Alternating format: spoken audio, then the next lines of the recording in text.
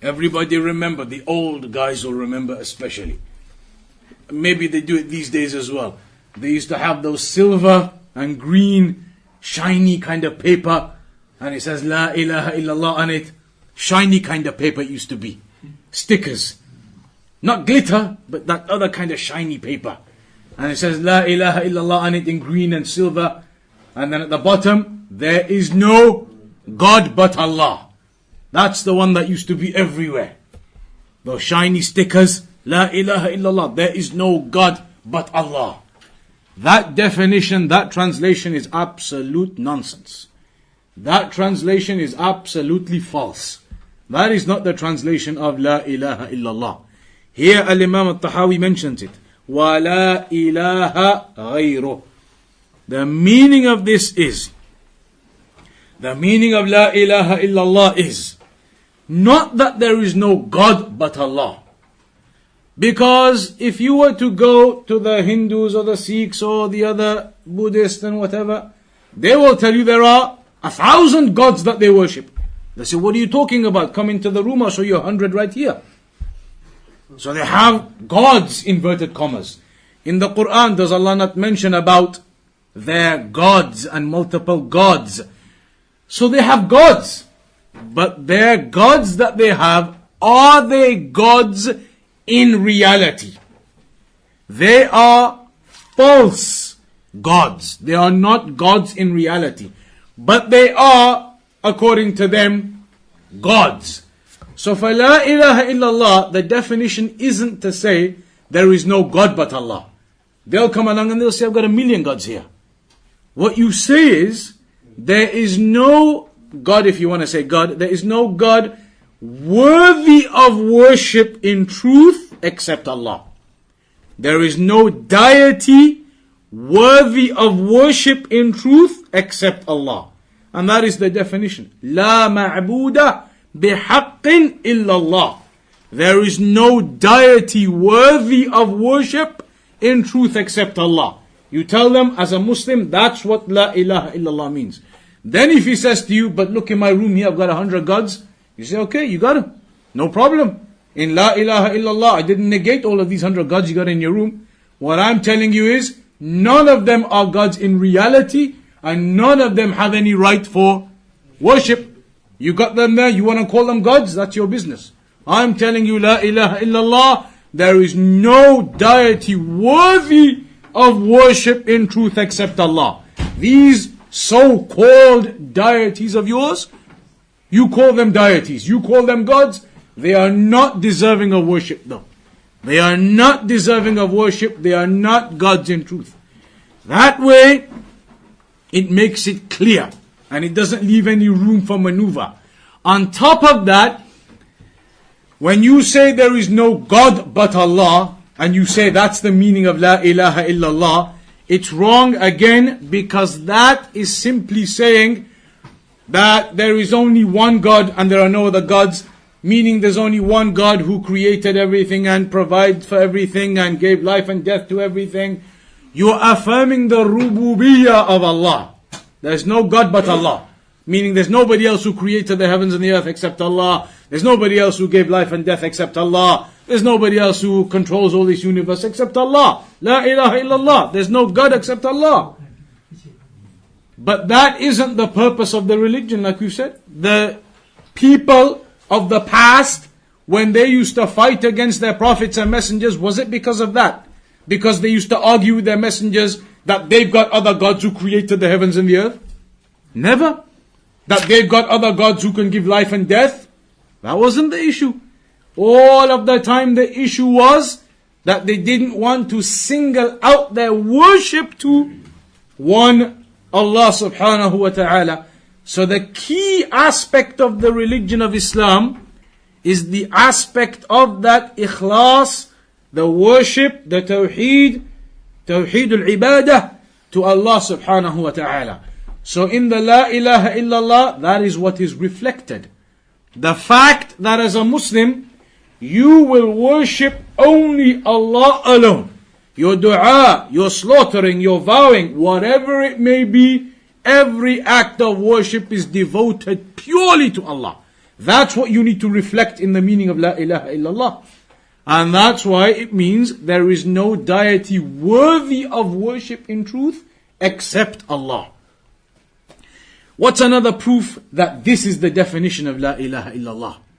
Another proof is the fact that when the Prophet sallallahu alaihi wasallam said to the mushrikun, he said to them, قُولُوا لَا إِلَهَ إِلَّا اللَّهِ تُفْلِحُوا. He said to them, to the mushrikeen, say La ilaha illallah, meaning bear testimony to the Shahada, and you will be successful. قُولُوا لَا إِلَهَ إِلَّا اللَّهِ تُفْلِحُوا. Say La ilaha illallah, bear testification to the Shahada, and you will be successful. What did they reply? They said, in amazement, أَجَعَلَ الْآلِهَةَ إِلَهًا وَاحِدًا إِنَّ هَذَا لَشَيْءٌ عُجَابٌ.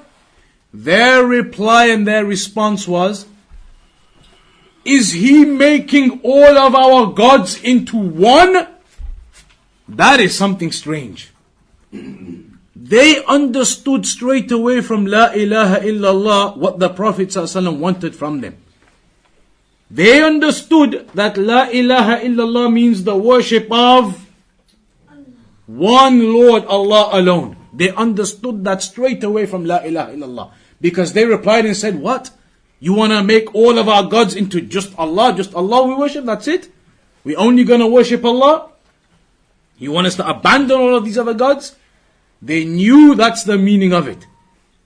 So which English translation did they know in those days? That La ilaha illallah means there is nobody deserving of worship, no deity worthy of worship except Allah. They understood that meaning straight away. And that's why they said, you want us to worship only Allah? Abandon all of these other gods? No, that can't happen. Therefore, La ilaha illallah, the meaning of it is, the definition of it is, as Al-Imam Al-Tahawi mentions here, La ilaha ghayrah, that there is no deity worthy of worship in truth except Allah. Another proof, if you need more proofs, another proof. In the Quran, Allah tells us that the prophets, when they used to go to their people and give da'wah to their people, they used to say to them, and this is a clear proof, they used to say to them, Ya qawmi, U'budullah, O my people, worship Allah, and then, Ma lakum min ilahin ghayruh. You do not have any other deity to worship. Ilah, in the Arabic language, again, if you understand that, it is the equivalent or the meaning of al-ma'luh, al-ma'bud, the one worshipped. Therefore, the prophets were telling all of their people, worship Allah alone. You do not have any other deity deserving of your worship who can be worshipped. La ilaha illallah. Not telling them there is only one God, He is the creator, the provider, the sustainer. They would all say to you, absolutely okay. If the definition in English was there is no God but Allah, that only Allah is the creator, the provider, the sustainer, the one who gives life and death, there's no God but Allah. If you told that to the mushrikun at the time of the Prophet ﷺ, they would say, that's fine, okay. There is no God but Allah. They never claimed that their deities created the heavens and the earth.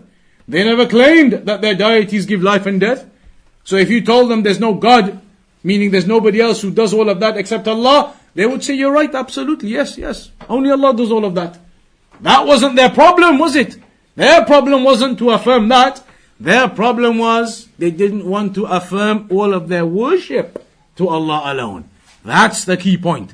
So here Al-Imam Al-Tahawi says, وَلَا إِلَهَ غَيْرُهُ, that there is no deity worthy of worship in truth besides Allah. لَا مَعْبُودَ بِحَقٍّ إِلَّا اللَّهِ. There is no deity worthy of worship in truth except Allah. Allah mentions in the Quran, وَإِلَهُكُمْ إِلَهٌ وَاحِدٌ. And your Lord is one Lord. And ilah in Arabic means al-ma'luh, meaning the one to be worshipped. The one to be worshipped for you is only one. Ilahukum, the one you worship, is only one. Allah subhanahu wa ta'ala. And then after it mentions, La ilaha illa huwa ar-Rahman ar-Rahim. That there is no deity worthy of worship in truth except He, the Ar-Rahman Ar-Rahim. This is the meaning of La ilaha ghayruh. That there is no other deity worthy of worship in truth except Him. It's important to take note of that, because many people out there, upon a lack of understanding, always just think La ilaha illallah, there's no God but Allah. That is not correct. It is not just to say there is no God but Allah. You need to clarify the real meaning of the Shahada, which is that you need to worship Allah alone.